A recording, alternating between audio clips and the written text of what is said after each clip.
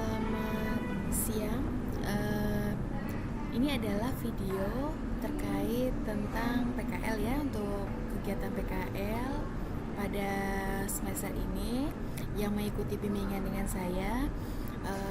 Sedikit ini saya jelaskan terkait tentang pedoman dan laporan ya.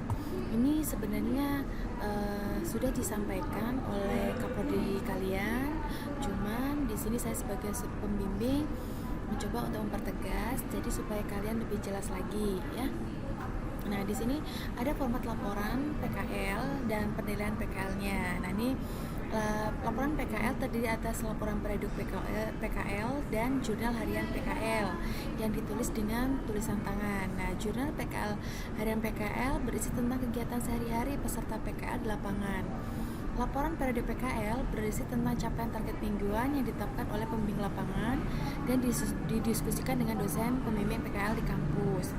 Nah, pembimbing lapangan adalah atasan langsung di perusahaan atau instansi PKL atau pihak yang ditunjuk oleh perusahaan sebagai pembimbing lapangan. Nah, khusus bagi mahasiswa yang melaksanakan PKL di STIM Mikrosma, maka pembimbing lapangan adalah juga dosen pembimbing PKL. Nah, ini target capaiannya mingguan diatur ya, ini jadi kita diatur untuk sedemikian rupa ya.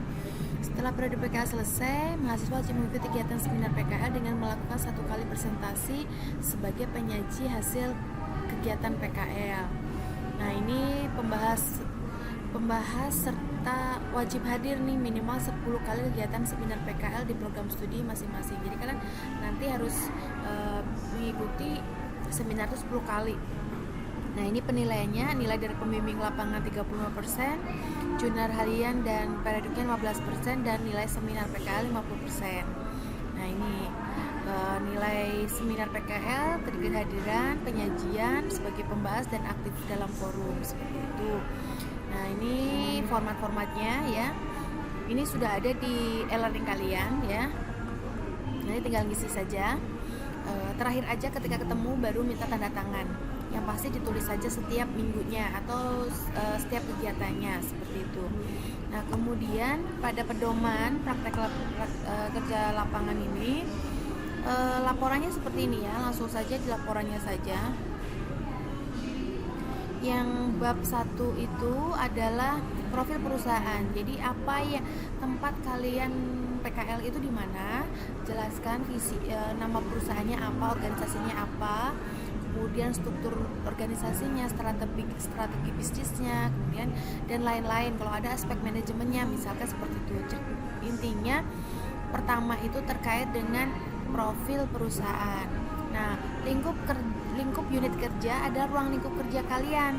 Jadi kalian di mana kerjanya, tempat PKL-nya itu.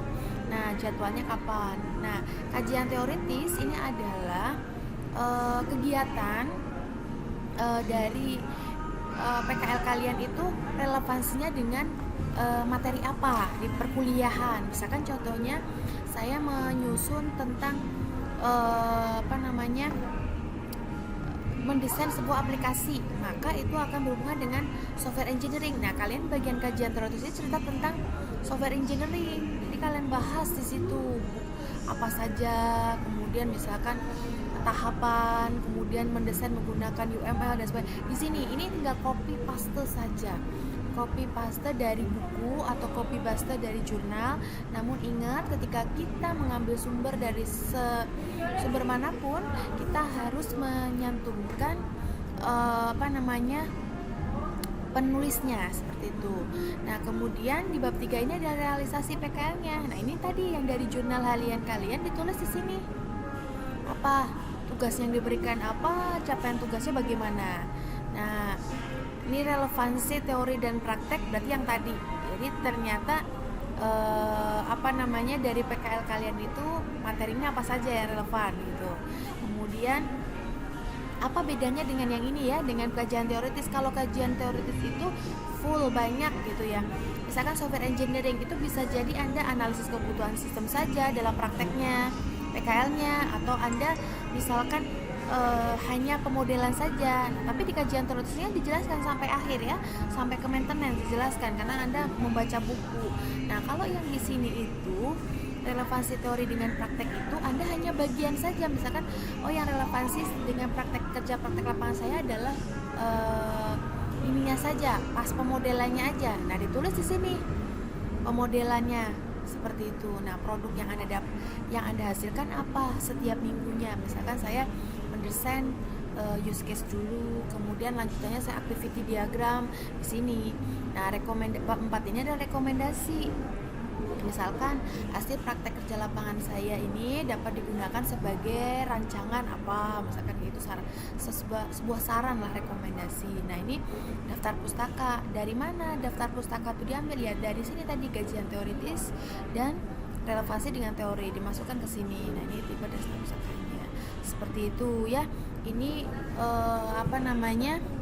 pedoman prakteknya. Nah, sekarang saya akan bahas terkait di Moodle-nya ya, di Moodle-nya atau di e-learning-nya itu kalian bisa buka pada pembimbingan PKL kalian. Nah, ini saya sudah ada buku bimbingan dan pedoman PKL. Nah, pedoman PKL ini adalah isinya yang tadi Anda bisa download yang saya jelaskan tadi. Nah, kalau yang buku bimbingan ini berarti kalau kalian misalkan contohnya Wulan ya, ini ada judul laporan PKL. Nah, kalian tinggal klik, nanti kalian tinggal replay di sini.